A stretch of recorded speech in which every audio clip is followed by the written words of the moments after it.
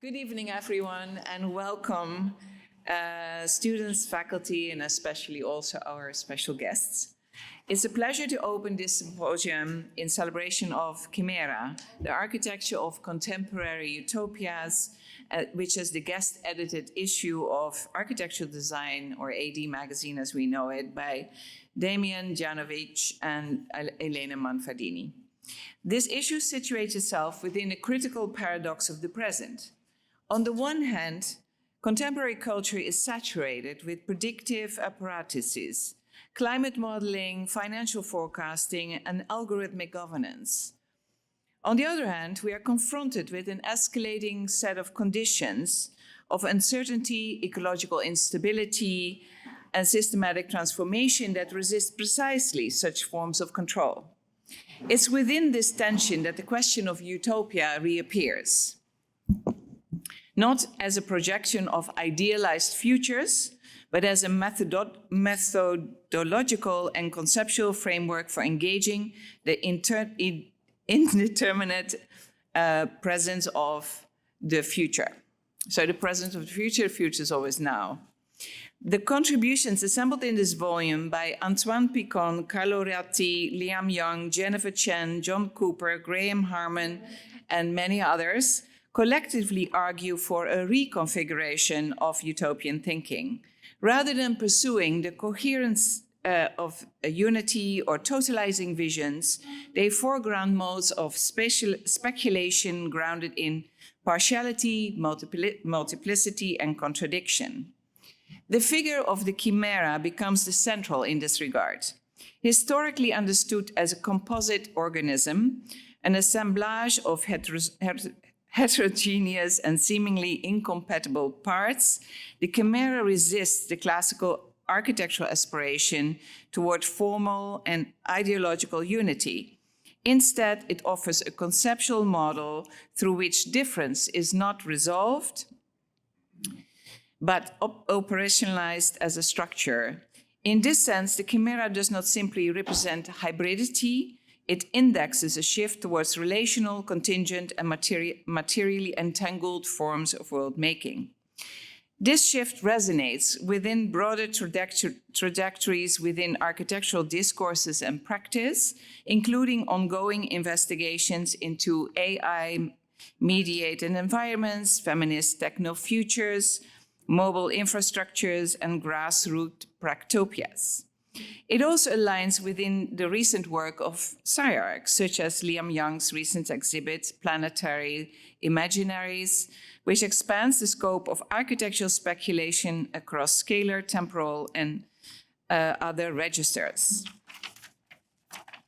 For me, what is at stake here is not the re-articulation of utopian thinking as a practice of relation, rather than resolution, not the elimination of contradiction, but its orchestration, not the projection of a coherent future, but the capacity to operate within and across conditions of indeterminacy. This symposium, then, is not simply a presentation of positions, but an invitation to critically engage with the evolving role of architecture in the production of contemporary imaginaries. It asks, how might architectural thought and practice operate when coherence is no longer assumed, when futures are both overdetermined and radically uncertain, and when design is inseparable from construction of worlds? This symposium is an opportunity to sit with those questions collectively. Thank you so much, and help welcome me the two co-editors, Damjan and Elena. So thank you for being here this evening, and my sincere thanks to Winka for her support and everybody at SciArc that is here, and really the school for being such a platform for critical thinking, and also thank you to the ISC for hosting us last night for our kickoff event with Carlo Ratti.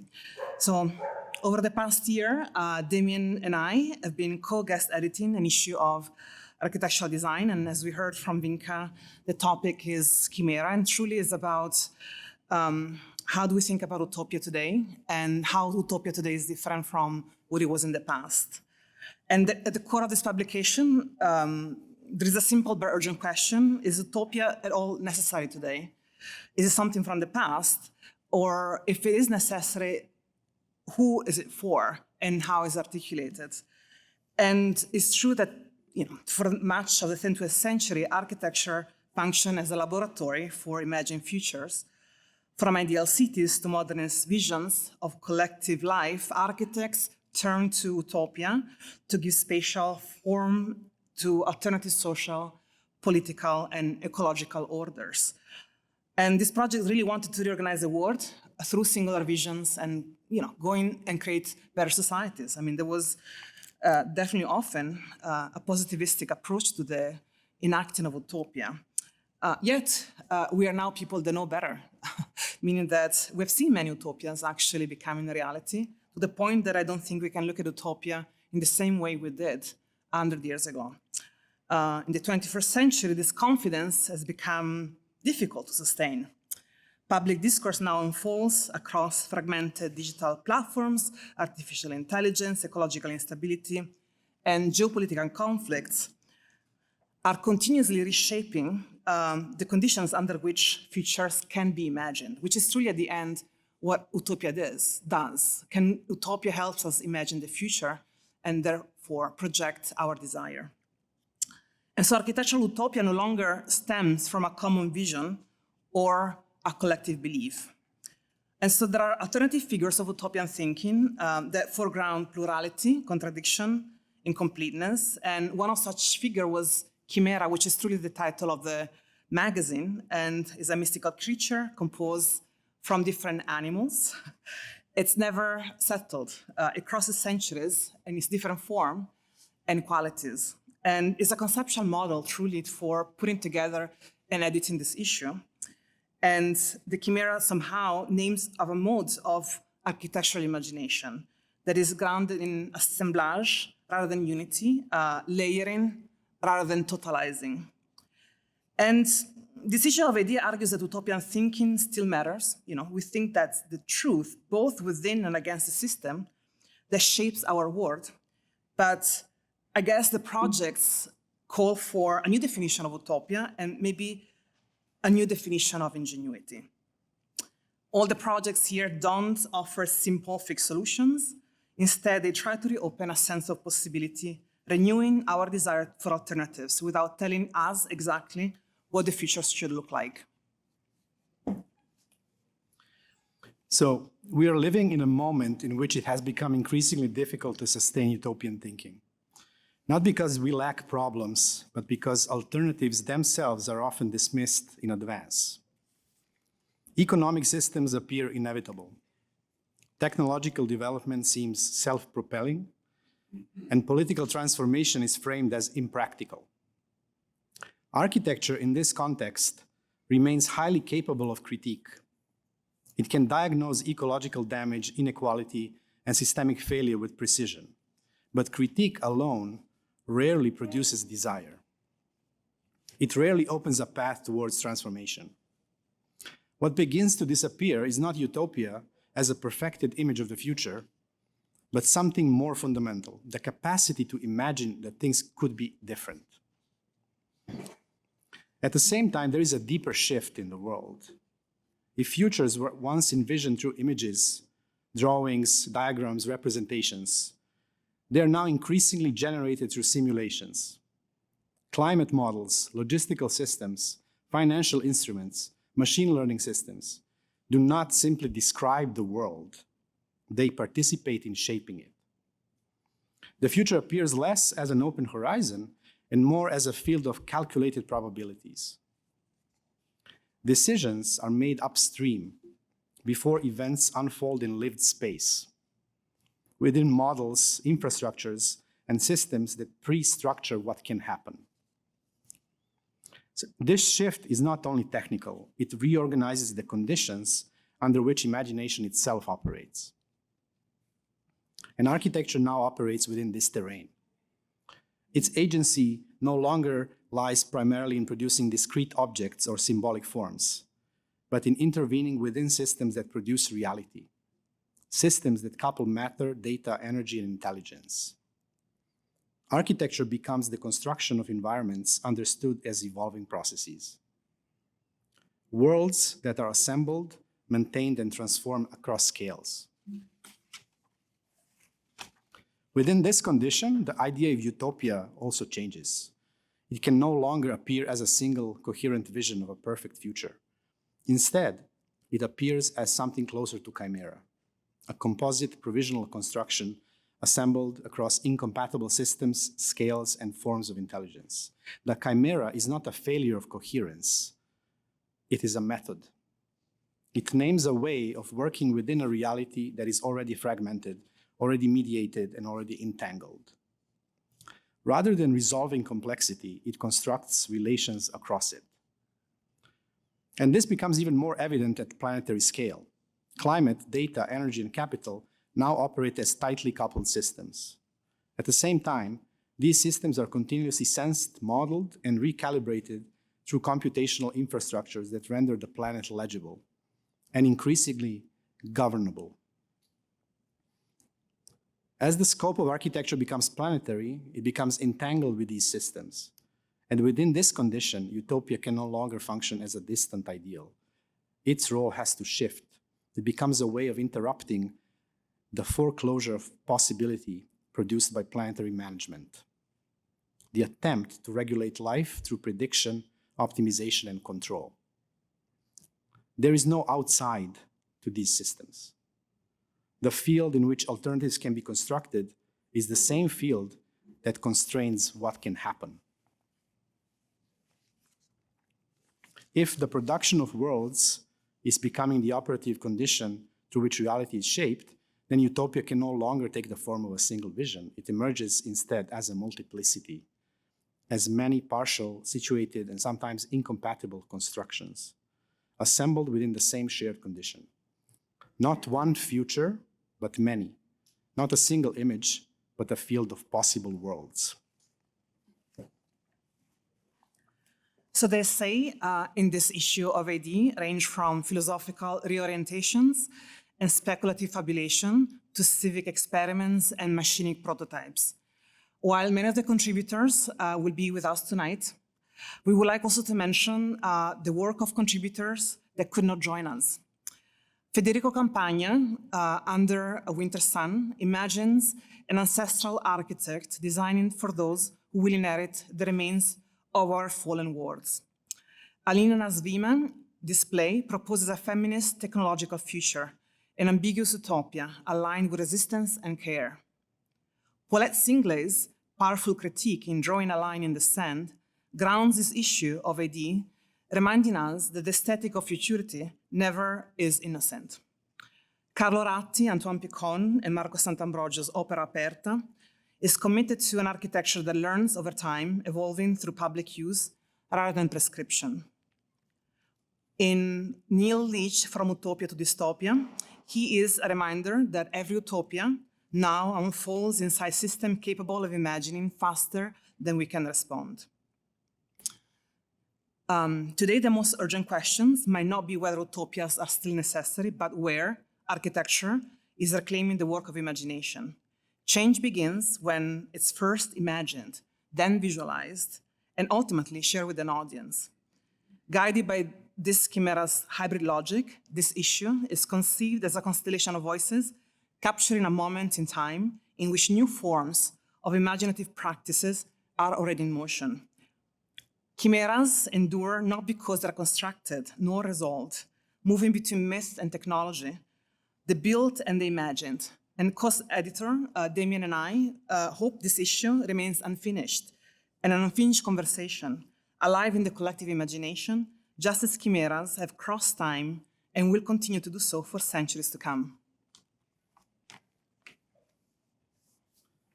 Okay, thank you. And David, now maybe.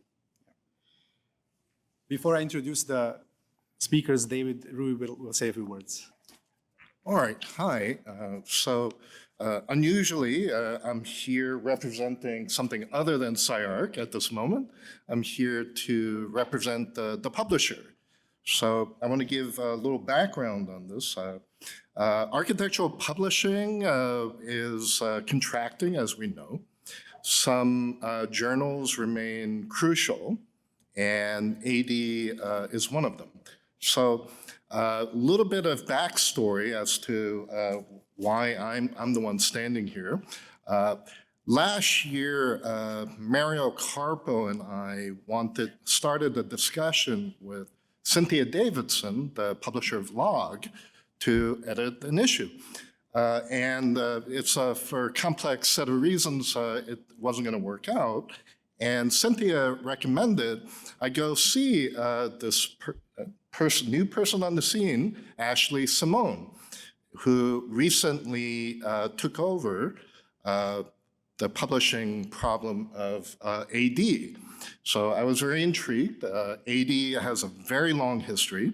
It's been around since 1930. People don't realize how old it is. There have been a number of very seminal issues, like, for example, Bernard Shumi's Manhattan transcripts were originally published in AD. And then there were issues like Folding in Architecture, edited by Greg Lynn. So it's been a very interesting magazine that has gone through a number of hands.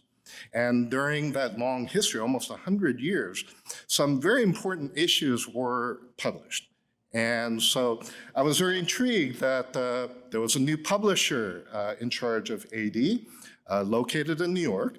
So after I contacted Ashley and we met and had some conversations about the future of the publication and what she wanted to do, I was hooked.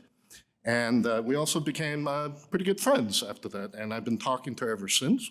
So that brings us here. So I just want to encourage everybody to keep an eye on AD, and I think it's going to be making some interesting noise in the coming years.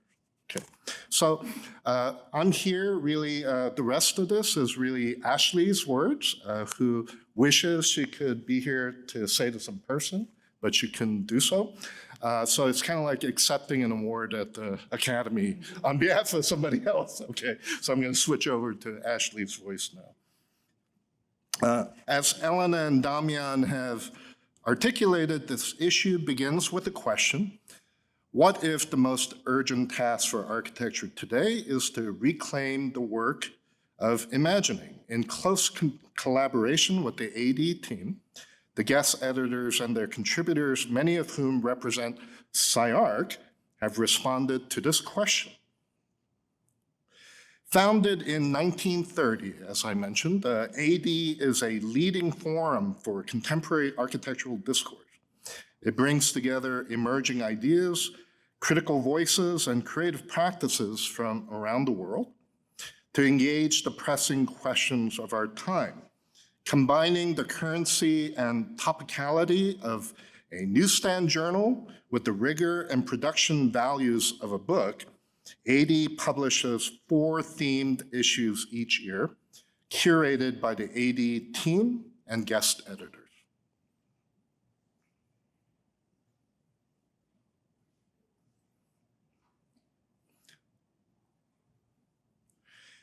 If this issue marks an important turning point for the concept of utopia in architecture, then it also marks a new chapter for AD, now circulating from New York under the editorial direction of Ashley Simone, as I mentioned, and the creative direction of Sienna Scarf. Our new sensibility and format pairs an inventive visual strategy and refined materiality with in-depth discourse committed to probing the spatial cultures of cities and regions worldwide. And there's some emphasis here on the term spatial cultures, which I found pretty interesting. It's crucial here because as AD moves into this new era of its long history, the magazine will continue to report on architectural thought and expression while also fostering a space of experimentation and exchange that recognizes that spatial culture is broader, including art and other forms of aesthetic practice, design, and media. Last week at the Bartlett in London, AD celebrated the first issue of 2026, Bio, Design, and Architecture, guest edited by Rachel Armstrong and Richard Beckett of the UCL in London. Tonight, we celebrate the second issue, Chimera, the Architecture of Contemporary Utopias, guest edited by Damjan and Elena of SciArc. AD's third issue, The New Heliomorphism, a General Theory of Social Architecture, is to be guest edited by Charles Waldheim of Harvard's GSD. Asks what happens to architecture and urbanism when they are no longer supercharged by refrigerants and fossil carbon. How, in other words, might architecture be reshaped by the cascading flows of ambient energy? The final issue of the year is The Nature of Japanese Architecture, which foregrounds contemporary practice in Japan and its genealogy, asking what it means for architecture to be ecological, responsive, and culturally grounded. This issue of AD will include some familiar names such as Toyo Ito and Shigeru Ban, while also introducing a younger generation of practitioners whose work has had to respond to the climatic, economic, and political events of recent decades. So Chimera is available to buy on the AD website. So this is probably the most important slide. So you can find information about the subscriptions if you quickly point your phone at the QR code. And I think they're offering 30% off until March 31st. So please get a copy. Consider supporting AD through getting a subscription. I already got mine. And in an era of fast media, it is an important time to support slow and well-curated and edited media. I agree. AD needs your support. And please support AD. I think it's a very worthy project. Yeah. So thank you. Yeah.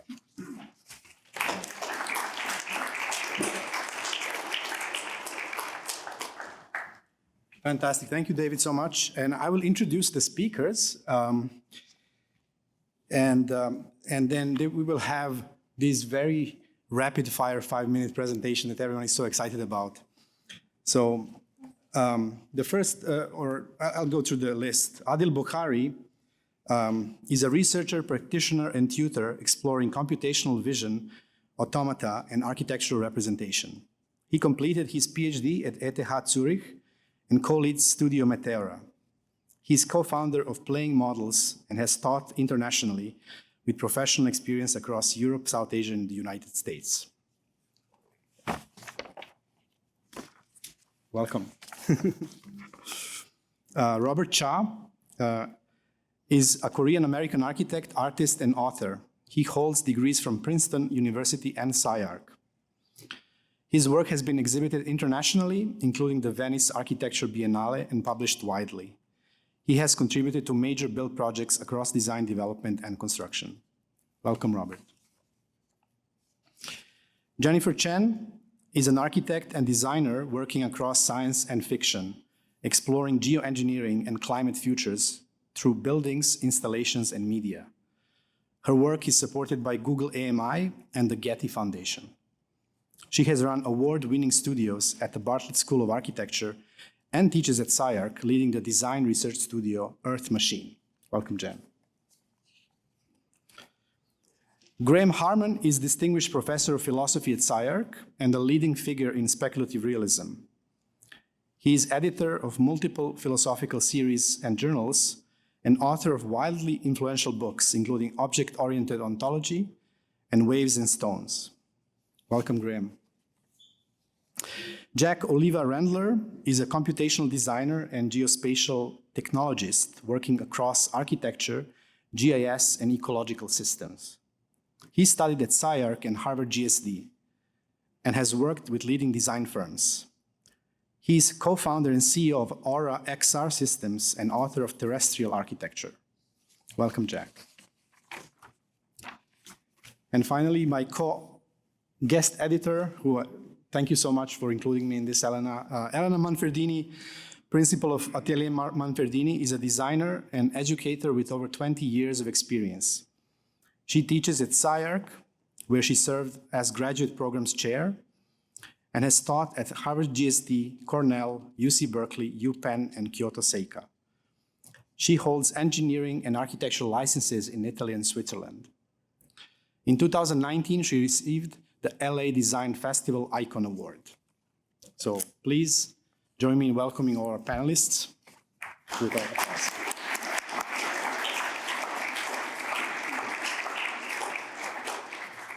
So we have a pretty intense run of show. We will start with Graham and Jack, and then we have 5 minutes for each presentation, after which we have a discussion. I will try to ask questions, but I welcome questions from the audience and the participation as well. So thank you so much. Okay, in my article, which is called Beyond the City of the Sun, I tried to talk about the two most prominent early modern authors of utopia. The first of those being Thomas More in England, who, as far as we know, coined the term utopia, and then Tommaso Campanella in Italy about 80 years later. These two authors were very unlucky, personally. More had his head chopped off, and Campanella was not executed, but he was tortured and thrown in a dungeon for 27 years. So it's not a good track record for these authors. And I would say there are two challenges in particular faced by utopias in our time. The first I want to point out is that both of these utopias of the past, More's and Campanella's, inscribed the existing state of knowledge on their architecture. So there were educated walls with even interesting things like all the types of dragons that exist, even if none exist. It was like an encyclopedia of knowledge inscribed on the walls of these buildings. The problem, of course, is not only that knowledge increases, and it's not only that there's always a gap between our best knowledge and the world itself, but also if there's anything that 20th century philosophy of science discovered for us, it's the idea that science actually isn't taking us closer and closer to truth. It's taking us away from current knowledge because of its inadequacies. So the point has been made, for instance, that even though Einstein's theory of gravity is an advance over Newton's, in some ways Einstein's theory is closer to Aristotle than to Newton. So a lot of his improvements involve retrieving past elements that were abandoned. And then the other thing I wanted to point out is that utopians come in both left and right varieties. You know about socialist utopias on the left. Right utopias tend to be religious colonies that end in their own kinds of violence, thinking of David Koresh in Waco or Jim Jones in Guyana. But left and right is itself a suspicious way to describe the spectrum of possible political options. The left and the right differ because the left considers human beings to be good or at least improvable by nature. The right considers humans to be dangerous by nature. But what if we reconstructed politics not around human nature, but around the fact that non-human objects are essentially part of our political sphere as well, and the climate is making us rethink this. So we may also have to rethink utopia for this reason. And now I want to pass this over to Jack Olivia-Rendler, who was one of my first group of students at SCI-Arc. I've been here 10 years, I can't believe it. He was one of the first. Thank you very much.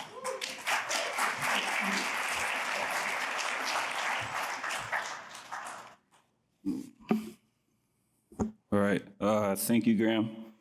Thank you, SCI-Arc. Thank you to everyone who put this publication together. I'm grateful to be included. Thank you, Graham, for your personal invitation as well. The artworks and images that are published here in the Chimera are actually quite personal. I was not commissioned by a client or a monarch, like some visionary architects in history. I didn't anticipate that the artwork would be used in a publication. They were part of a personal journey of discovery. I think of Gaudi's Catholic conversion as he built the Sagrada Familia.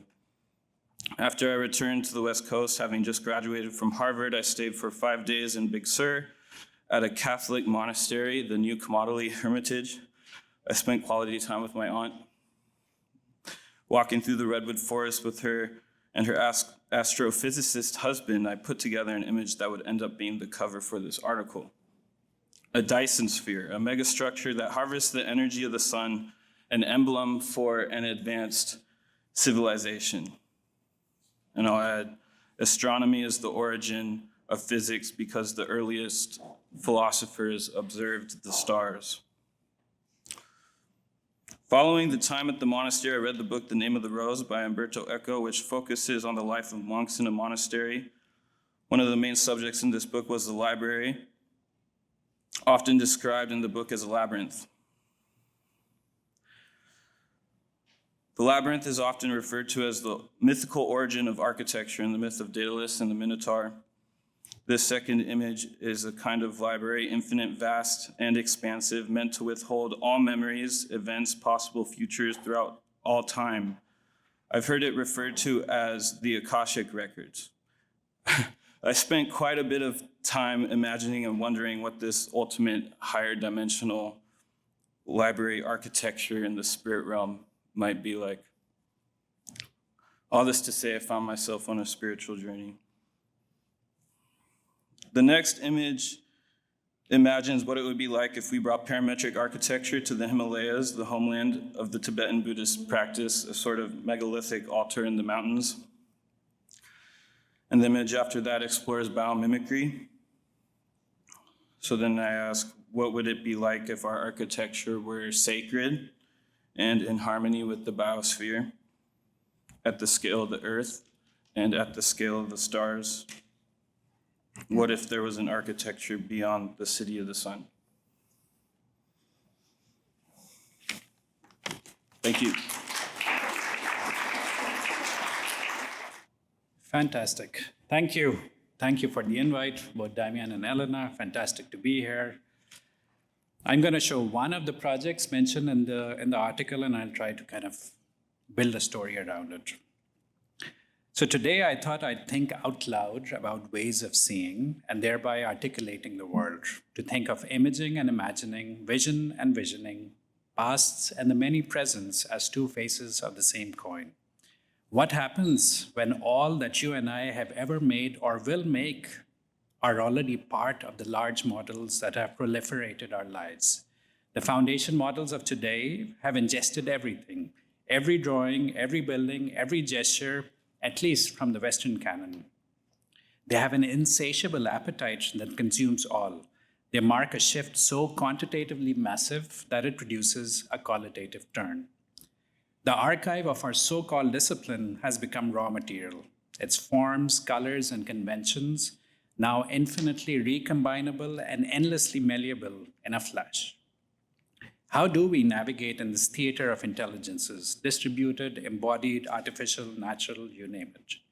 Or has it always already been like this? Has architecture always been a practice of drawing from what came before, of rendering precedents and references into new formats, of composing constellations of ideas into new stabilities, of sculpting worlds that take the breadth of our personal and common archives as given? Here I see both AI and architecture as very, very similar, in the sense that they are both generic, both interested in just about everything, both always within and never without the world in which they operate. The omniscient narrator has died, and in its place is the choir. A polyphonic sound emanates when we see through many eyes, speak in many tongues, and draw with many hands. Primavera is a 2,000-year-old mythology rendered, staged as a utopia of endless spring and the new optics of the Renaissance. These are its new faces, bastards of a masterpiece, or perhaps just the manner in which things live when they've become fully available to everyone to do with as they please. Through thousands of books, encyclopedias, TikTok reels, and t-shirts, the canon unfolds into connections between different formats, between different ways of seeing. The idea of truth here is an agreement among different modalities, indexed to each other, rather than a singular divine gift. We can also sense it. We can also sense this artifact through our new computational eyes, unfolding new truths about this artifact. We can look at its textures, gradients, patterns, saturations, depths, chroma, frequencies, but we can also segment every character present here through artificially intelligent models. Every single symbolic detail becomes a large archive. We can identify each flower in the scene, of which there are at least 500, some kind of invented by Botticelli. And then we can simulate relationships between them through their embedded stories, finding names for each one that the computer vision models can recognize, and inventing names for the ones that we cannot really identify. The symbolic meanings also come together with the names, an explosion of both quantitative and qualitative resolutions. Now, through sensing and simulation, we can shift to a synthesis. We can build a database of images of these flowers, and suddenly we get a new spring from a large image prompt. And then we can turn it around once more through this archive, and then we can build a new spring from a large text prompt. We can then do another turn and compose the flowers into bouquets based on their proximity to the mythological characters, and we get chimeras, perhaps not as scary as the ones from the past, perhaps not as kind of devilish, but as pets, as companions, as friends that we can talk to and hear stories about the many worlds they lived in, a cyclical method through sensing, simulating, and synthesizing, with a generosity that takes everything in, finding ways of bringing things together into wholes out of holes rather than collages of patches. Reflections, refractions, diffractions, physics, mathematics, politics all play their own part in a new idea of visibility. Midjourney, DALL-E, ray tracing, Instagram filters, all part of this new visual calculus. Today's utopias also jump from an escapism to a conversation with and through planetary scale models. They are no longer pure projections, but embedded participations in worlds conjured by models and sustained by perception routed through their abstractions. Here, the central question is no longer whether the worlds created are real or fake, but rather how we might learn to negotiate between different models of reality. Thank you.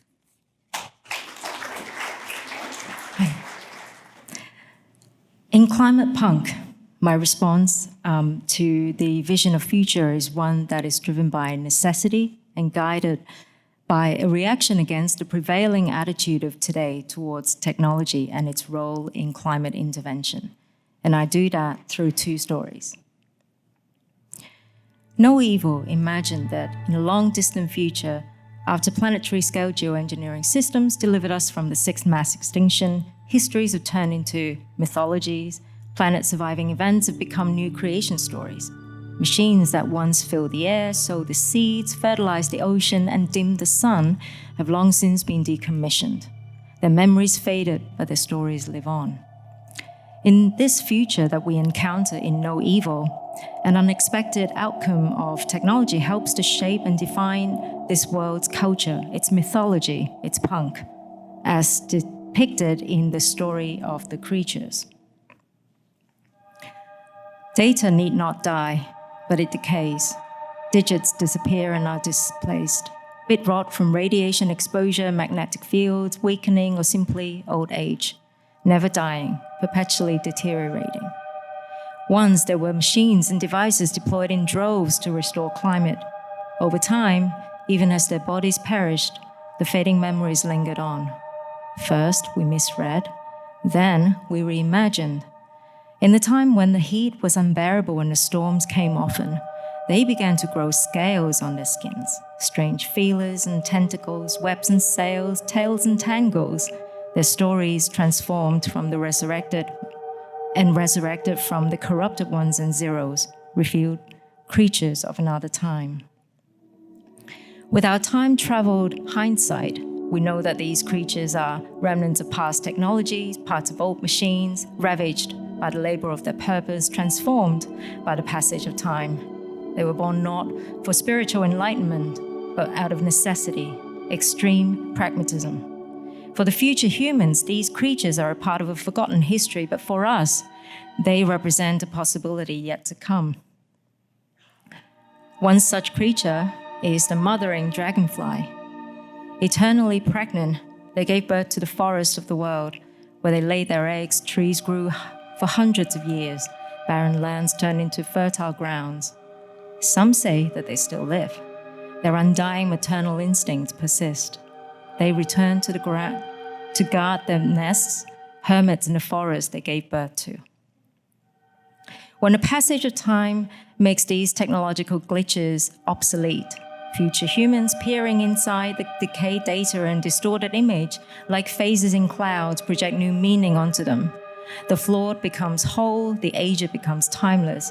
These imperfect details, embraced as intentional aesthetics, now embody the essence of the time and become emblems of an ideal, the making of a kind of punk, one that is inherently defiant, resilient, and hopeful, one that begins to reveal our potential relationship with technology in the age of climate intervention. In the second story, Pink Earth, we see the transformation of the planet as it undergoes a reversal of planetary sprawl from the perspective of Earth-observing satellites in low Earth orbit. In employing remote sensing imaging techniques such as time-lapse, multispectral data processing, and false colors composites, what is traditionally used to map conditions of the planet here becomes a speculative medium. We hear the satellites' innocent and observant ponderings. They used to mine and build. Now they mine the built. The ones that can't be mined, left alone. They too disappear, lost in time. As the satellites chart the process of planetary recovery, we see, lapsed in time, the scars of the agricultural land disappearing, evidence of species in the forest and on the ice sheets returning, straight lines beginning to soften and borders and boundaries starting to dissolve. And as another satellite recounts, they used to change seasons, slits and stitches in impossible places at impossible times. It was just a glitch. Now the flowers can do what they want, bloom when they want. Pink Earth borrows the precise, unbiased visual language of remote sensing to imagine what the actions and decisions of the entire population of Earth could look like from space. From this distance, we are offered the chance to speculate and wonder, would the vertical farms of the future render the Earth pink? Could the cuts and incisions on the surface of the Earth start to heal? Would the colors of the coral return? Both Pink Earth and No Evil are responses to our desensitized view of the impact of climate change and a reaction against the all too familiar tropes of dystopian vision synonymous with science fiction. Instead of perpetuating the bleak and the dire, these projects envision a global endeavor. But neither are they depictions of utopian future characterized by dreamlike peace, unmarred by history. They memorialize the struggles and celebrate the survival.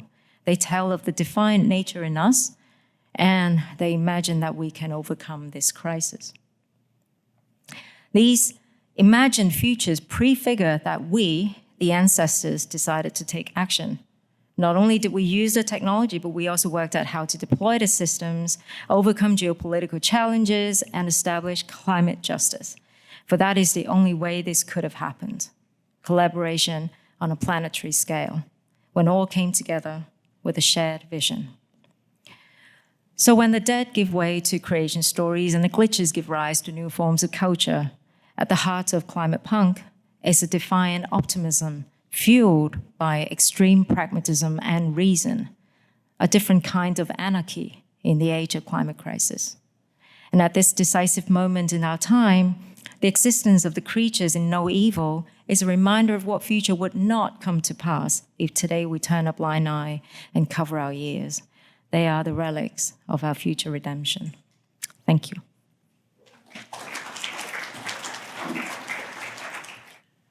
In an era driven by unprecedented technological advancement, two contrasting visions take shape: an utopian dream of endless possibilities and a dystopian nightmare marked by troubling societal repercussions. This tension reveals a complicated dynamic between humans and digital technologies, and social media platforms in particular, which are able to both elevate and disrupt our lives. But what exactly is the utopian dream promised by digital technology when it comes to our social interaction? In the age of smartphones and constant connectivity, social media has become one of the most powerful public space for discourse, self-expression, and social organization. These platforms play a significant role in shaping how individuals perceive themselves, others, and the world around them. They have undeniably opened new avenues for community building, activism, and create promotion, offering a more democratized space for visibility and participation. Over the past decades, we've witnessed the emergence of a new hybrid form of public art because of these tools.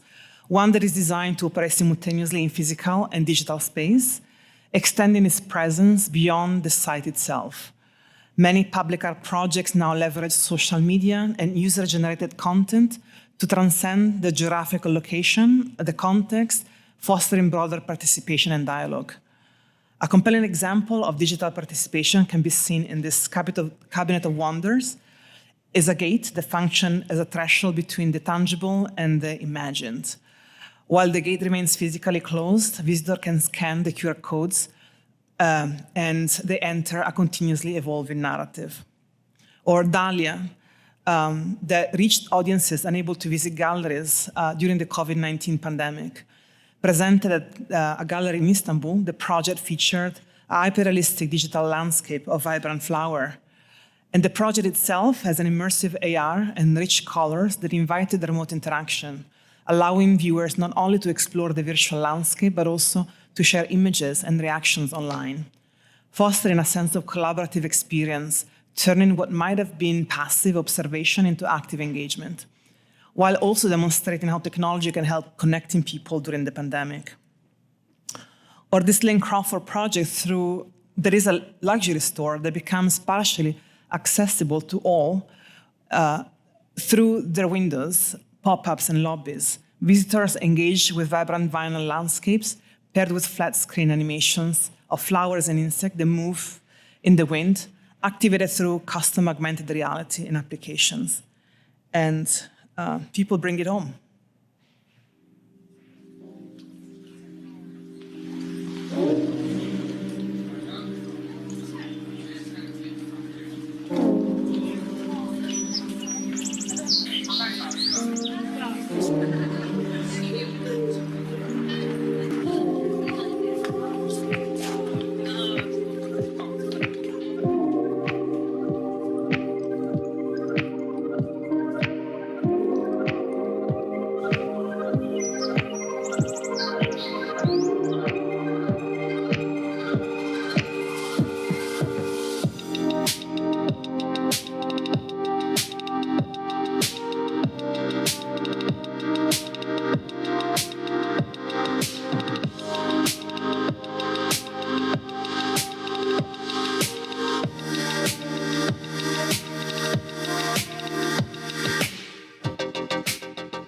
Through their smartphones, people can watch animated insects flutter around mannequins, take photos and videos, turning ordinary areas into playful experiences that demonstrate how technology can foster connections and curiosity. Despite its many benefits, social media is far from utopia. One of the most insidious challenges of societal media lies in its algorithmic architecture. A series of unprecedented and unexpected political developments around the world revealed how digital platforms could be harnessed by commercial and ideological interests for large-scale social manipulation. Social media also commodifies social justice by appropriating activist content for corporate interest, while fueling distraction, divided attention, and addictive scrolling. Today, our collective imagination feels atrophied. We struggle to envision alternatives to the systems and structures that shape our lives, as if the accumulation of crises has narrowed the horizon of what feels possible. In this context, public art can become a site for recovering imagination itself. This ocular mirror does just that by reflecting viewers within the work itself, creating point of view into different worlds, and creating a dialogue between observer and the object. The work challenges the inertia of the present by inviting us to look again, to feel different, or to ask questions you have forgotten how to ask. In doing so, such examples of public art can resist the cynicism of our time, not by denying the war's failures, but by insisting that alternative futures are still worth imagining. Thank you, Damjan, for the introduction. Thank you, At.Elena Manferdini, and distinguished panelists. I want to say gratitude to Ashley Simone, Sarah Fingerhood, Hans Stanford of AD Journal, and Sienna Scarf, whose graphics and typography I admire. And thank you to my alma mater, SCI-Arc. Thank you, director, faculty, students, and wonderful staff. My piece is titled AI Sapien Portraits, a Machinic Maneuver. The video behind me is a preview of the images in the AD Journal Chimera issue.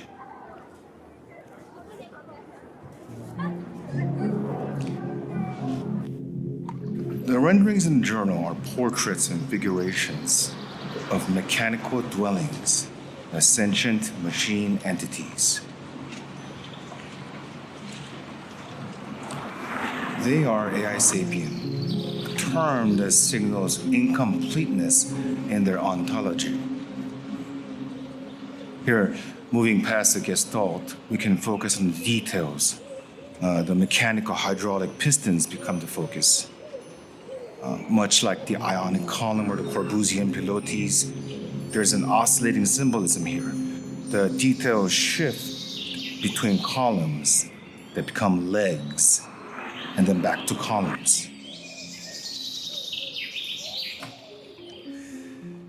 The mechanized and mobile architectural lineage traces back to Vitruvius and his war machines.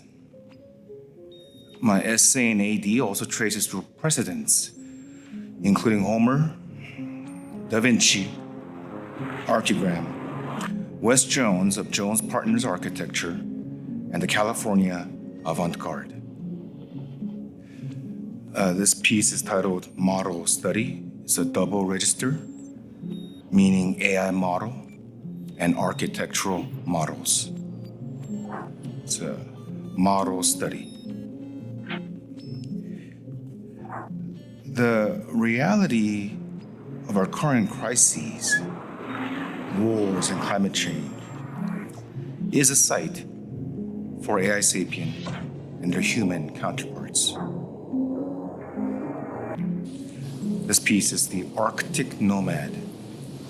The sentient architecture occupies a thawing Arctic tundra. Survivability requirements mean that the machines might veto the human symbiont at times. And that's a relationship to shelter that humans never had before, that our shelter can override us.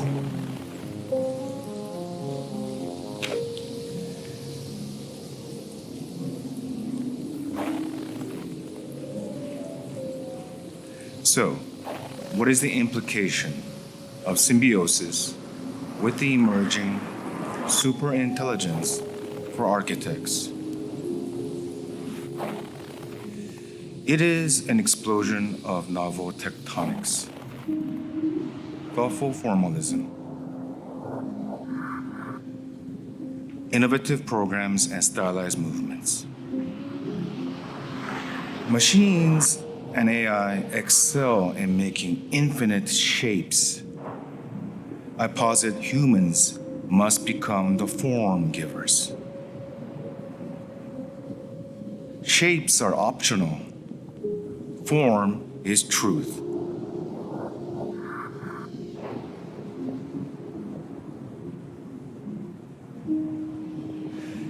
The subtitle of Machinic Maneuver means three things. 1, mobility of architecture.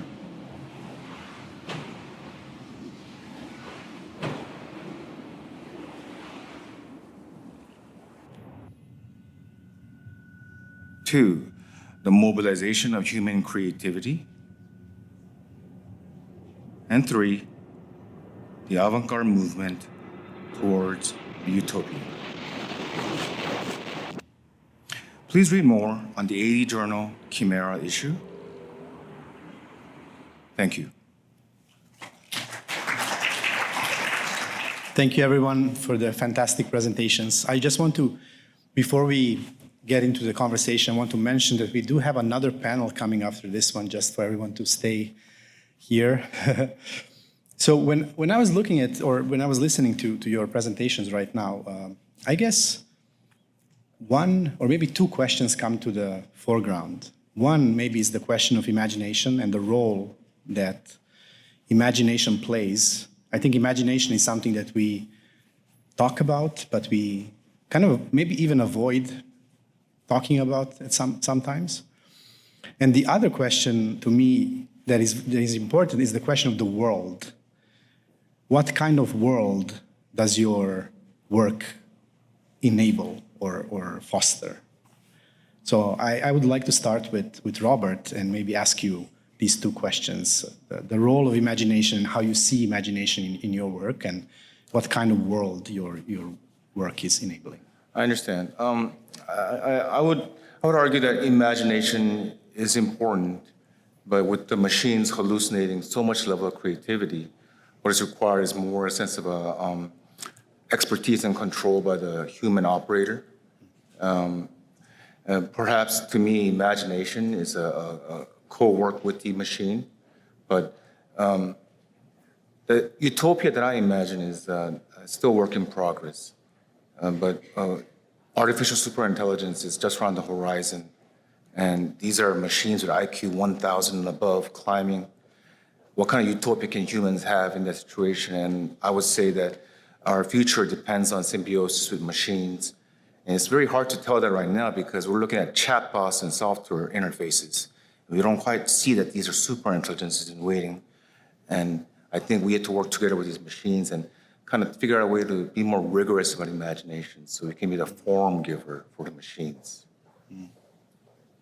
Yeah, you can just go through the... Yeah, I guess I showed a few projects of public art where I think the imagination is truly the relationship between the piece and the audience. That's why most of the work was based on either interactivity with cell phones or maybe interactivity through mirrors, which means that the audience sees themselves in the imagined world. So I think there is a desire in the work to actually trigger imagination in the audience, understanding that the power of imagination is not just mine alone, but there is a delta gap between me and the audience. And actually, if we can bring the audience into that creation as participant, or either through their sharing videos or through seeing their image of themselves in their work, I think that's where there's a power in imagination, not as a single person, but more as a community. And a lot of the work I showed tonight, especially the last one, is done for, the one is for a mental health institution in Los Angeles, where this oculi bring the patients into another dimension. I think the imagination that we talk about is also the imagination that one needs in certain moments in life.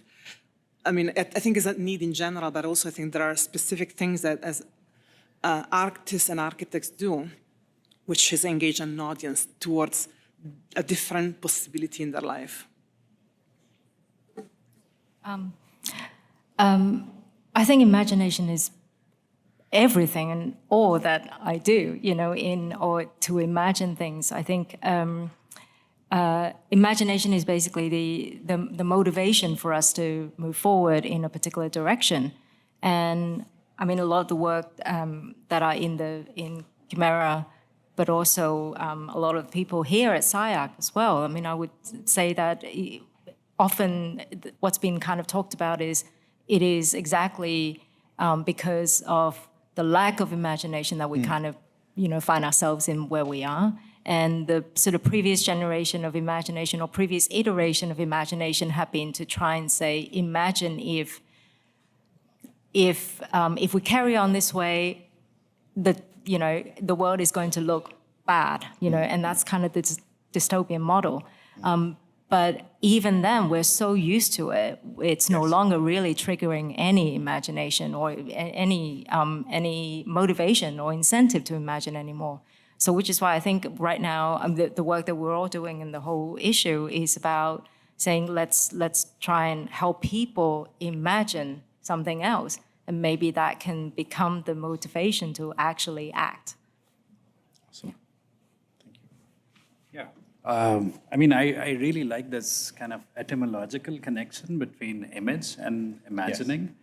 And this is fantastic because then it's all about that, right? So it's the act of seeing, the act of drawing, it's all a kind of imaginative act. And it's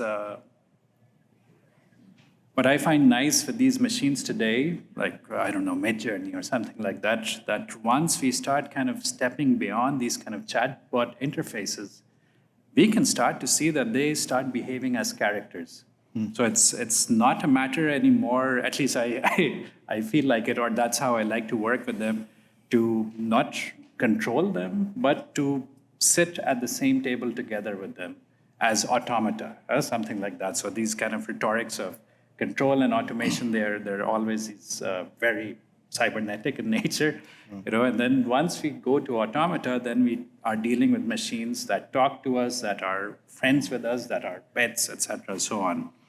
And I kind of forgot your last, not really anthropomorphic, because then it's us projection, so then we're stuck in this kind of game of mirrors again. What was the second one? the second question, which I noted that some people have avoided, is the, I'm sorry, we can come back to it. It's the question of the world that is enabled by your work, or how something new arises from the practice of imagining. So in that sense, instead of kind of answering your question exactly about the world, I like to think of objects that live in many worlds. Because through that, we can start thinking about, we can start thinking not through consistencies of things, but their many travels and how they kind of get reinvented over and over again. They acquire new subjectivities when they enter a new space, let's say. So yeah, that would be my kind of take on that. Yeah. Again, the two questions are, what world is made possible by your work? And then what was the question about imagination? The general attitude towards the idea of imagination. Yeah. If you think about the materialization of architecture, thoughts also materialize. And I want to distinguish between willing architecture into existence through your imagination versus sort of allowing it to happen. And then like cultivating an imagination in a way where what you discover becomes your palette precedence. I think of Ernst Haeckel, a biologist who indexed biological forms, and the subject matter we consume affects our imagination so much. So to me, imagination happens as a product of the subject matter we consume. And if we can cultivate that sensitively, it opens new possibilities. So what world does my work open up? I've spent an enormous amount of time looking at fractals, fractal artwork. And when I imagine fractal artwork and fractal megastructures at the scale of a planet in harmony with ecology, I think of a cathedral as like a seed for something, for a city-scale architecture. So I have no bias against mandirs or mosques, other sacred architecture, but a sacred architecture that envelops the planet is the future I see possible. Okay. Yep. Imagination, is this working? Yeah. Imagination is the greatest, of course, but one of the ironies of imagination, I think, is that it works best when accompanied by some bulk of unimaginative material. So what I'm thinking of here is that in Aristotle's Poetics, he's got this passage where he says metaphor is the greatest talent there is because it cannot be taught. But if you use a metaphor, you should mix it with some boring literal language. Otherwise, it turns into a riddle. And the example he gives is, I saw a man glue bronze on a man with fire, which refers to an ancient Greek medical technique of cauterizing a wound with hot metal. But when it's expressed like that, it's just a riddle. And then I'm also thinking of Bruno Latour in more recent times, who was commissioned by the French government to study why the proposed driverless automated metro system replacement for Paris, Aramis, failed. And Latour's verdict after studying it for several years was that the Aramis project tried to innovate in too many ways at once. It was trying to innovate 7 different technologies. And so chances are at least one of them is going to go wrong, but more than that, it's going to confuse the public. And so I find that my own most unhinged ideas work best if I present them as though they were just the natural outgrowth of certain classic authors. But then I do something really weird, and it becomes more believable that way. So. Fantastic. Thank you so much, everyone. And this is the end of our first panel. So join me in congratulating everyone. I will call now the second panel. So the second panel is 5 new voices. John Cooper. John Cooper is faculty and co-coordinator of history theory at SCI-Arc. He co-runs mobile architecture platforms, MAPS, with Krish Dittmer. His work engages architecture and activism through workshops, fabrication, and direct action practices. His teaching and research focuses on the history of anarchism and architecture. Krish Dittmer is an MR2 graduate and assistant teacher at SCI-Arc. Their work operates across architecture, activism, and community engagement in Los Angeles. With John Cooper, Dittmer co-runs MAPS, a practice center on collective making, material reuse, and direct action interventions within the built environment. Liam Young is a designer, director, and BAFTA nominated producer working across design, fiction, and speculative futures. His films are held in major collections, including MoMA and the VA. He teaches at SCI-Arc, where he leads the Master of Science in Fiction and Entertainment. At.Damjan Jovanovic is a designer, an educator working across games, AI, and speculative world making. He is a co-founder of Studio Lifeforms and faculty at SCI-Arc. His work explores synthetic worlds through simulation and storytelling, and has been exhibited internationally at institutions including Ars Electronica and PS Art Los Angeles. And finally, Andrew Witt. He is a professor of design and AI at Washington University in St. Louis and co-founder of Certain Measures. Trained in architecture and mathematics, his work examines computation, AI, and form. He previously taught at Harvard's GSD, where he co-directed the Master in Design Engineering program. Thank you for all being here, and I'll leave the stage to John to begin with. I think you're the first one. Yes? Our take on utopia grew out of work on the Views of Planet City exhibition, taking a position on Liam's proposal for a single planetary city of 10 billion people. We set out to test one feature of Liam's proposal, that the city would not be built out of anything new, but harvested from built environments of existing cities. And we worked with this condition, that we would operate through direct action and join with crews and comrades who are already working to this end in our own city of LA. Our article, Report from Practopia, is a chronicle of this work. We begin with Practopia, not utopia. During a Planet City gathering with former Black Panthers, visionaries, elders, and anarchists Joe Niner and Lorenzo Kombara Irvin, Lorenzo exhorted, "We have to organize an alternative. People in a privileged position can turn around and join with revolutionary forces and poor people on the bottom. And that has to happen for us to really make the earth-shaking changes that we're talking about. We have to be willing to push aside power. Instead of waiting for distant utopian visions to trickle down, we can make Practopia right now, a practical society with utopian features, an infrastructure for survival pending revolution." With Jimmy Lasama at Reciclos, we fabricated the MAPA, a mobile architecture platform apparatus, an architecture practice on wheels, to ride around LA, to move without permission and to live without rule, an axiom of Practopia, to build with destruction. For us, this translates to expropriating and disassembling the material wealth accumulated in architecture and infrastructures of exclusion, by foraging, harvesting, expropriating, spoliating their physical parts, and restoring them for common ownership and use.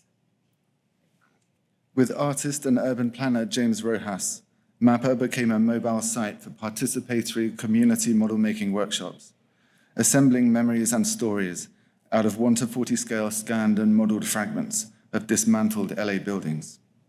Rojas's beginning prompts always delved into childhood memory, creating a space for utopic acts of recovery for practopian ends. Model your earliest childhood memory of being safe, or model collective housing for your favorite people. From one person to the next, these messy models scaffolded stories of affirmation and joy. Here I was safe, here I was free, high, loved, having fun, held. It turns out everyone has already tasted utopia. From the point of view of the welder, the city's oppressive carceral infrastructure glistens ripe for the harvest. Materials circulate and their flows are fixed, momentarily in the profiles of buildings. But the metabolism is ongoing. LiDAR scanning the city together produce shadow archives, computational models for practopian planning. The dream of utopia feels distant when faced with the harsh reality of society marked by deep disparity of wealth and control that prevents its realization. But these infrastructures of exclusion motivate us. In the words of Marquis Bey, to steal life so it can steal more life, pilfering resources and asking no permission, taking no responsibility because the ones who need this stuff might not know they need it, and neither do we. Architecture has always contained an infrequently realized capacity for collective, disalienating, festivalized labor. There could not be practopia without it. Where working together blurs into partying together, the goal feels close. Arriving by bicycle in this car-dominated city, carrying out work in the street and community spaces, revealed the value in the work unfolding without the visible and invisible barriers of entry that tend to segregate architectural design and production from people and communities. Working together as friends and comrades in community draws together practopian social spatial relationships that prefigure built forms. By bringing expertise in dismantling structures into the hands of communities, architects can work with them to achieve actual unbuilding and reuse of expropriated building elements in alternative structures along the lines of the anarchic adage, to each according to their needs. To riff on Silvia Rivera Cusicancui, there can be no discourse of utopia, no theory of utopia, without utopian practices, a practopian principle, the creation of jargon, a conceptual apparatus, and forms of reference and counter-reference have isolated academic treaties from any obligation to or dialogue with insurgent social forces. How utopian can aesthetic artifacts be if by means of their very creation, they leave intact or even more deeply reinscribe dominant relations of power, economic privilege, divisions of labor, social visibility, and institutional advantage within the architectural academic system of production their very images pretend to displace?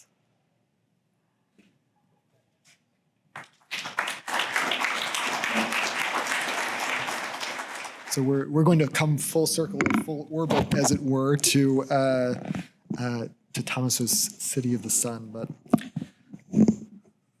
okay, so between sun, ecology, and technology, a special kind of architectural utopia flourishes.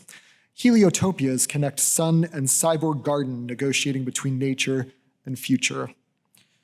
Heliotopias draw on work like Campanella's City of the Sun, an ideal metropolis of verdant concentric rings around a solar center, or Morris's News from Nowhere, a post-industrial London as a vast network of gardens, including an apricot orchard in Trafalgar Square. The garden utopia is such a recurring type that sociologists Burrell and Dale playfully call the genre utopiary. More recently, Buckminster Fuller's 1960 Climatron was a biotechnical utopia powered by the sun.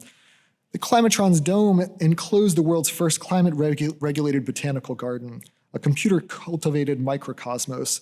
The Climatron ushered in cybernetic heliotopic evolution, one that historian David Moons connected with the lineage of phytotrons, biotrons, and ecotrons. Some Fuller students took up the heliotopic project with verve, such as Los Angeles' own Ralph Knowles, pictured here with Fuller in 1949. Knowles developed a machinery for solar simulation, the heliodon, that transcribed celestial geometries into operative forms, connecting sun to generative shape. Today, heliotopias can be reimagined through sensor networks, dynamic projections, AI, and so forth. And our work for the Museum of the Future is one example. So for those of you that may not be familiar, the Museum of the Future in Dubai presents an immersive set of immersive environments of a speculative world of 2071. Across 3 floors, visitors experience a space station, a therapeutic clinic, and an institute for bioremediation. So for the museum, we imagined a planetary observatory of regreening ecologies. So this observatory is a hybrid control room and incubator for designed species developed to address the ongoing challenges of the climate crisis. It presents a fictional institute, the HEAL Institute, an NGO that gathers the planet's genetic material, engineers adapted species, and redeploys them in the world. This observatory combines physical models of speculative species with dynamic projection mapping to show the symbiotic interconnections of biology and technology across scales. The project is a data panorama offering a transcalar view of the planet from global to microcosmic or microscopic. This informatic portrait presents a temporally unfolding and multiscalar assemblage of imagery, data, and models stitched together into a unified sensorium. The observatory offers a live feed of the future Earth. In conscious response to Buckminster Fuller's geoscopes, we see the world not as an extractive system, but as a replenishing one in which humans have a vital role. The coordinating AI dynamically connects human and non-human agents, including drones, satellites, hybrid technobiological sensors, who are constantly collecting samples, monitoring climate, rebuilding the planet. The AI scans specific locations, the Ganges River Delta, the empty quarter of the Emirates, and so forth, for progress against climate catastrophe. Detailed vignettes show thriving species in their deployed habitats, such as signal comb jellies or cryptobiotic wildflowers. And human scientists also test and gather biological material, actively monitoring this remediated world. We get to play a little bit of dress up here too. The observatory is not only a planetary monitoring system, but also a nursery that incubates dozens of species. So in collaboration with a geneticist, we designed over 80 species of plant, insect, and animal, each with special characteristics to combat the environmental challenges of the future. The nursery shows the accelerated growth process of these species enhanced with holographic data profiles of each specimen. This matrix shows a few of the species, and this supercut of all of them. Each species was meticulously researched, complete with scientific name, climate-robust features, and estimated life cycles. So the observatory thus becomes an integrated, multiscalar panorama of an optimistic biofuture, dynamic map of an ecological transformation through data. So within the observatory, we recently installed the vivarium, an environmental simulator and microcosmic garden with the sun at its heart. So the vivarium imagines a world in which heliotopia is not merely an aspiration, but a survival mandate.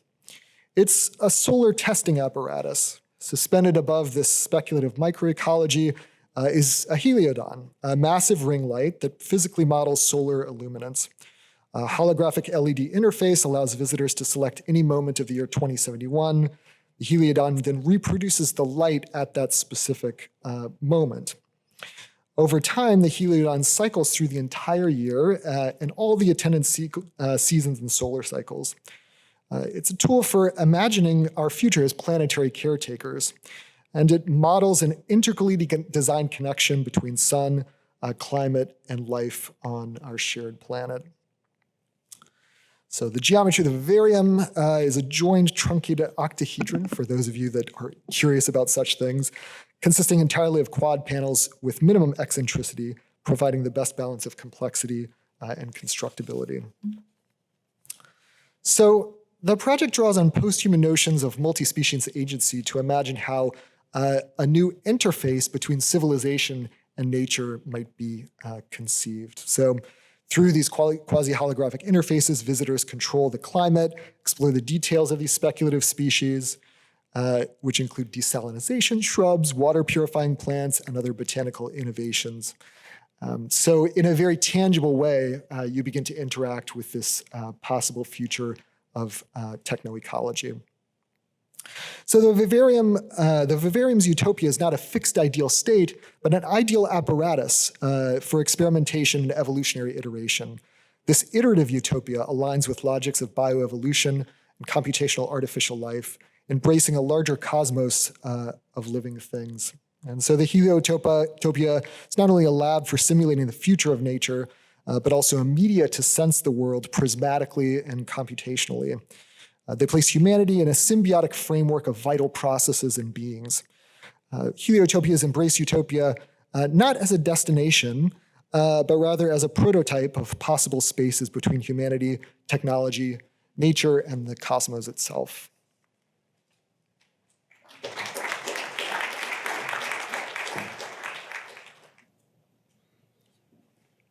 Okay, so my article in the AD is basically concerned with this project Planet Garden, which is a real-time simulation project developed by Studio Lifeforms for SciArc and exhibited as part of PST Art, curated by Liam, exploring planetary scale systems through interactive world making.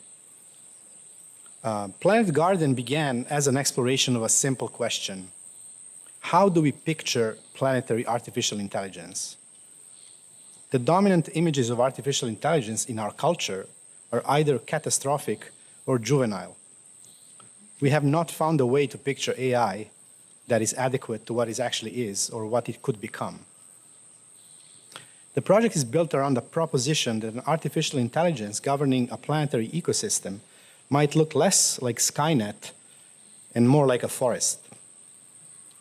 The project is set in the near future condition of post-scarcity, enabled by abundant energy captured by vast solar arrays in orbit. So it is aspirational and speculative. In the game, you move through a planetary landscape where systems evolve around you. At the center is Gaia, simultaneously a technical system and a mythic figure, gardener and steersman, caretaker of a world in formation. Solar swarms harvest energy across biomes. Ecosystems adapt to disturbance. Non-human agents negotiate their own logics. The intelligence is not sovereign. It is ambient and embedded in the world. Working on this project triggered a question that I had not anticipated. The problem with how our culture represents AI is not merely aesthetic. It is cosmological, in the sense that it shapes how we understand the world and what we think is possible. Every epoch is organized by a synthetic world image, not just a picture, but a device. Medieval cosmology aligned heaven and earth into a moral order. Renaissance perspective gave architecture spatial rationality. The globe made the planet totalizable and therefore conquerable. These images did not just describe the world, they organized it. They structured what could be seen, what could be known, and what could be governed. They were preconditions for action. At this moment, we do not have such an image. Data visualizations proliferate. AI generates endless pictures. Architecture continues to orbit the object, form, spectacle, commodity. While the planet moves through profound transformation, environmental, technological, and increasingly shaped by the emergence of AI. The condition is not a deficit of information. It is a crisis of orientation. A synthetic world image adequate to this moment must do double work. It must be epistemic, capable of grasping the entangled complexities of ecology, energy, and algorithmic governance. And it also must be mythopoetic, capable of orienting collective meaning in the face of this transformation. These were never separate concerns. Perspective was both a technical instrument and a cosmological claim. The globe was both a navigational tool and an imperial worldview. The difference now is scale, planetary, and the actors at the table, which are no longer only human. Simulations are native to this. Unlike diagrams or visualizations, they do not depict systems, they instantiate them. The game engine becomes a world image engine, a navigable structure through which a society rehearses its relationship to the world. In Planet Garden, players do not win by accumulation or conquest, they participate in distributed stewardship, cultivating resilience across a living system that exceeds their control. Working on this, we began to understand this as a different design principle. The original meaning of cybernetics comes from the Greek kubernetes, the steersman. Not a ruler issuing commands from above, but a figure embedded within a system, continuously adjusting to currents, feedback, and change. So it is not control, but navigation. And yet, we must go far beyond even this model of cybernetics. What these shifts make possible is not simply a different image of the future, but a different kind of practice. We are entering a moment where the primary object of design is no longer just the building or even the city, but the world itself. Not as a metaphor, but as a structured operational reality extending across physical and virtual domains. A reality composed of simulations, models, interfaces, narratives, and ecologies that together define how the world is understood, navigated, and transformed. This is what we call world making. Thank you.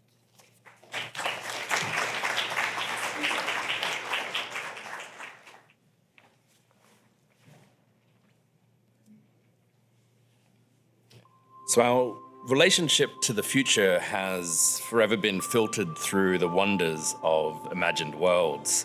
From the neon shadows of cyberpunk, born amidst the early hum of personal technologies, to the verdant hope of solar punk, or what Jen calls climate punk, and its hacker visions of abundant ecological futures. I'm interested in the ways, for the article for this AD, that science fiction has long given shape to our collective dreams. But as been mentioned too often, our collective visions tilt towards ruin, and as the slow motion catastrophe of the present unfolds before us, collapse feels more immediate than renewal might. But now at the edge of catastrophe, when the very idea of a future trembles, our generation is called to the quiet, defiant labor of hope, to find light when this world starts to grow dark. And the time has come to set aside the worn myths of rocket and ruin. Those dreams have aged, their neon has dimmed. Instead, we must move beyond the inherited tropes and craft new fictions that are neither naive nor nihilist, but rather are both vast and communal. To propose visions of sustainability not as a form of retreat, but as a kind of collective, multi-species endeavor. I like to think of it as a kind of planetary punk, a mythology of immense undertakings and seemingly impossible repairs, of geoengineered skies, restless global infrastructure, and reimagined worlds where humanity grapples with the terrible beauty of its own making.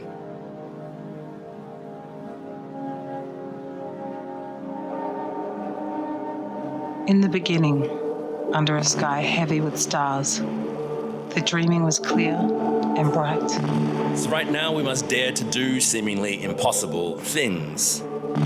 This is After the End, which is written in collaboration with celebrated Aboriginal actor and activist Natasha Wanganeen.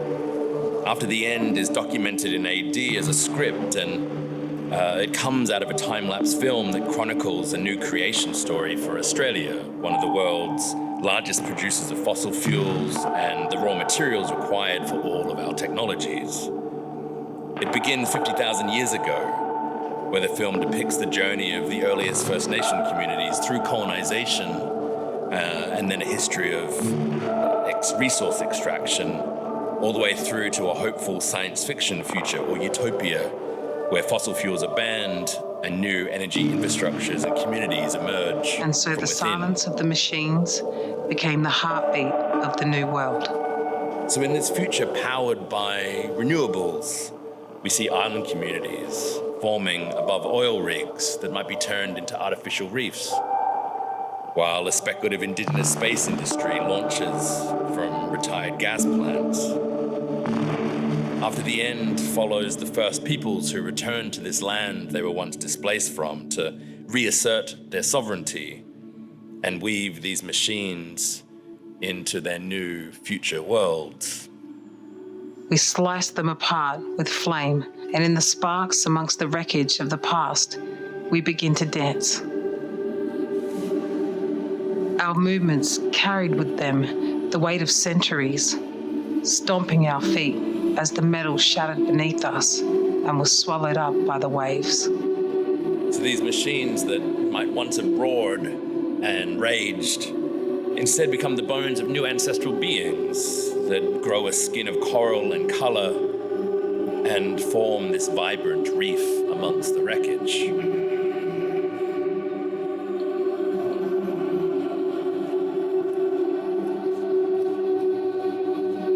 Soon our people would return to the water, to return to the sites that had once been stolen from us.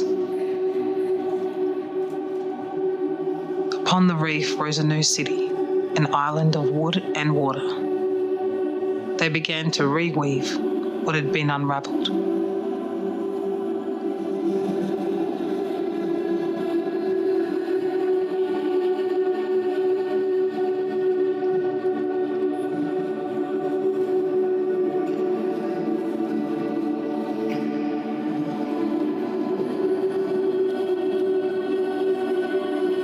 The giant machines have been reborn. Now they stand as launch pads for the future, not beasts of destruction, but beings of light and memory. And maybe here they forge satellites that are born from their own hands. Satellites that will carry the stories of the Earth into the sky to become these vessels of memory that might store the wisdom of 60,000 years in the stars, orbiting the Earth and watching over the land, the sea, and their people below. And then we see these oil-stained sands, we see the scorched plains, and the broken hills of Australia that now all become part of this new kind of story.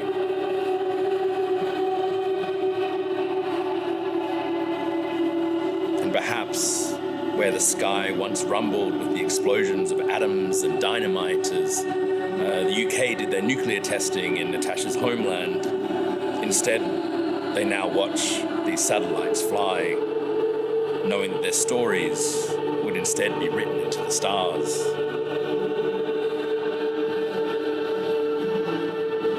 We dance not only for ourselves, but for the land that was taken and the land that was reborn, for the beings who had once walked the earth and for the new ancestors to come.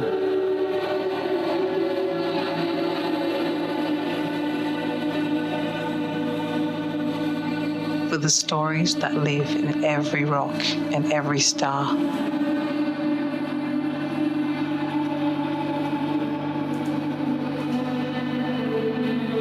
And under the wide, endless sky, we will remember. We will always remember. Because the future worlds that we imagine really do become the futures that we all end up living in, and on the brink of our extinction is hopefully where we become our most extraordinary. Thanks. I guess when Damien and I thought about the contributors, we wanted to select people whose work had a certain ingenuity. We thought that that was actually an important component of the work. And you showed us today, I guess, the change you want to see in the world, in different seats and formats. What do you think is the change you actually have achieved until now through your work? I think it's, if you can talk about that. I think there is a projection far, far away, and I think then there is an action that happens because you show your work and you do your work today. Who's that to? To all of you. Maybe I'll. Maybe I'll start with you, John. I feel like you and Krish have a better. What's the immediate change that has happened through this work? Yeah. Making friendships, I think. I think our work and is based on the relationships that we make. I think that's that's the basis, and that's something you also have to be very patient with. Can't kind of rush into. You can imagine things very quickly, but when you involve others to make it like collective imagination, that involves a lot of listening, first of all, I think, and just a lot of time and like not rushing in. And to me, it's those relationships which are the most Pranktopian aspects of the work. And so, yes, the actual creation of working relationships with comrades, friends, crew members, that has been the thing which has happened as a result of this work. Would you agree? Yeah, I agree. I would say also maybe some like internal work and reflection, because when I imagine the idea of utopia, I think one of the first questions I ask is like, what does it mean to be a human? And I think in the age of technology, we forget that, the mind, the imagination also has a link to the body. So what does it mean to imagine and then pick up a welder and start building? But none of this is done in solitude, and definitely the community aspect is something that always uplifts the spirit and the idea of utopia and making the world that we want to live in. I'm next, right? So I think that in my case, I think maybe two things that preoccupy me, and I hope that they have an effect, for example, with the students and with the community, is I think one is the necessity for like a non-dystopian or kind of, let's say, the return of beauty of the ways that we imagine the future. I think that is something that I'm really interested in, and I'm working on this, and I think that I hope that I have contributed at least something to that discourse, which I think is a emerging discourse today, because there is something to be said about the way that we are always avoiding this question of beauty and how that never comes back into the equation. And I think the other thing is this idea of a new kinds of practice that I think the work that I do, I think, opens up a possibility of one such practice through the work in alternative spatial formats such as video games, simulations, and exhibitions, and those kinds of things, and presenting that as a valid and valuable contribution to what some might call the extended field, and what I think is actually at the core of architectural thinking. I hope that I'm kind of on the way to do that, I think one of the things that's been most striking for me is for we as practitioners and also for those engaging with our work to understand the sort of like power of reciprocal action. And the fact, especially since we're talking about these sort of like large, interconnected, entangled systems, what are the ways in which that action, which are the ways in which we can sort of like shape those systems, but then the systems reciprocally impact our own sort of state. And I think as when we as designers are trying to work with those unruly systems, I think a sense of that sort of, those levels of connection is really essential, a kind of like intuition for that reciprocal action. And one of the things that I've always found kind of gratifying, I guess, when we visited the show is people interacting with the pieces, beginning to understand, yes, there are reciprocal connections with these, potentially with these sort of like biological agents, but also with the context, ecology, and wider sort of technological context in which they existed. And so that idea of kind of like mutual reciprocity that extends to the planetary scale, I think, is something that we've gained a sort of like greater appreciation for, and I think is really essential to the way that we have to think about design today. Yeah, I don't think I've changed anything with my work necessarily. Like, let's be honest, like I make films, video games, things like that. Like we're sitting in a rather privileged position speaking about, a gorgeous book, and we make wonderful things. We're not chaining ourselves on the runway. We're not storming Parliament. We're not blowing up pipelines. And there's really important work outside of these walls that are happening to make change. That said, I do think like the value of this book is akin to the value of utopias. It's not about, these future visions of another world, and not about whether or not they get enacted or not, but they offer a new lens to look back in on who we are today. And we exist in this very desperate moment where, we can start to classify the polycrisis we all occupy as being a condition not of technology, but rather of politics and prejudice and bias and blind spots. Like, I think that the challenges we face today can really be summed up as a kind of crisis of the imagination, or a crisis of culture, as opposed to a crisis of technology. What that means is, I think that the battle lines in many ways are being drawn in the grounds of culture, and that's where a lot of these stories, a lot of these visions of a future occupy. I really think there's a profound way that these kind of utopias filter down into built manifest reality. So I do think there is important work there. I don't think, though, that you could, we go down the list and talk about any one's particular instrumental difference, but rather they operate in aggregate.